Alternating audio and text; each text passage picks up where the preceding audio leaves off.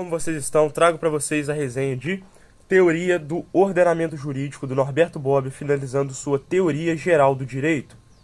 A obra trata sobre a teoria do ordenamento jurídico de Norberto Bobbio visto de uma perspectiva macroscópica baseada em Hans Kelsen, enquanto que a teoria da norma era focada nas normas singularmente, numa teoria de como funcionam as normas, aqui é focado de como funciona o ordenamento jurídico, o sistema jurídico como um todo.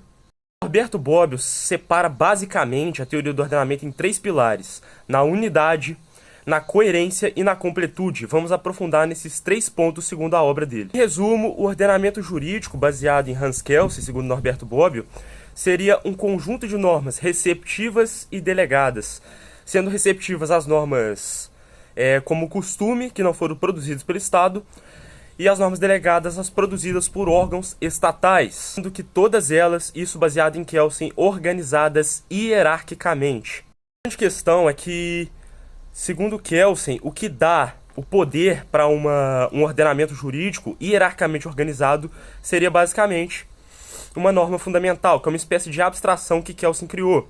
Ela que está basicamente no topo do ordenamento jurídico. Ela que dá poder, por exemplo, ao poder constituinte e ao poder originário. A norma fundamental não tem um fundamento por trás dela, ela própria se basta.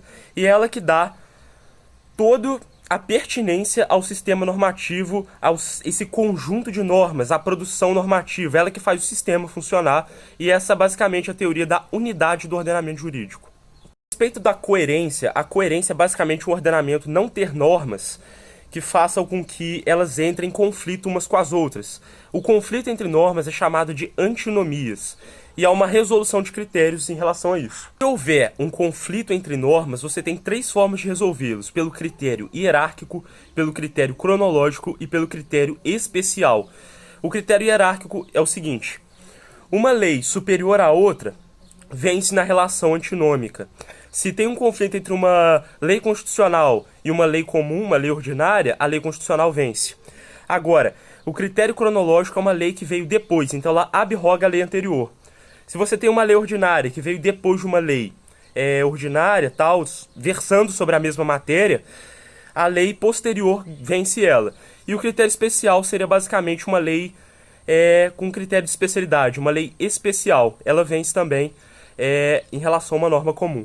Há também a questão do conflito entre os critérios. Vamos lá. Um critério hierárquico contra um critério cronológico. O critério hierárquico vence. Um critério especial contra um critério cronológico. O critério especial vai vencer o cronológico. E um critério hierárquico versus especial, aí é que tá. Você não tem uma resolução entre esses conflitos. É uma das grandes questões da teoria do direito na relação da coerência do ordenamento jurídico. Vamos para o último tópico, que seria o tópico da completude. O que seria completude? Seria um ordenamento ser completo. Contudo, você tem lacunas na lei. E é essa questão que Bobbio aborda numa das últimas partes da teoria do ordenamento jurídico. Lacunas na lei são basicamente quando você não tem uma lei para versar sobre um caso concreto. E como é que você resolve isso? Você tem que ter noção que o Bobbio é um positivista. Então ele não vai falar igual do Dworkin, por exemplo, dos casos difíceis, que você vai utilizar de princípios para resolução de casos concretos, em casos difíceis. Ele vai basicamente dar dois critérios pra gente: o de autointegração e o de heterointegração. Vamos falar do segundo primeiro. Heterointegração seria você pegar fontes receptivas a fim de resolver casos concretos, igual, por exemplo, o costume e a jurisprudência. Agora, a autointegração é utilizar de fontes que estão dentro do ordenamento jurídico, e ele dá muita ênfase à analogia para resolver esse tipo de caso. Aí você tem os tipos de analogia que eu não vou aprofundar muito aqui, mas a analogia seria basicamente você pegar um caso, pegar um outro caso semelhante e igualá-los. Seria basicamente isso. Se a gente utilizar, não é um silogismo, tá? Mas vamos utilizar de exemplo. P é igual a S. S é igual a M, logo P é M. Isso seria uma analogia, basicamente. Só que essa analogia precisa ser pertinente, vamos dizer assim. Ela não pode ser uma coisa muito viajada, vamos dizer assim. Tem que ter algo em comum entre os dois casos para você conseguir realizar uma analogia.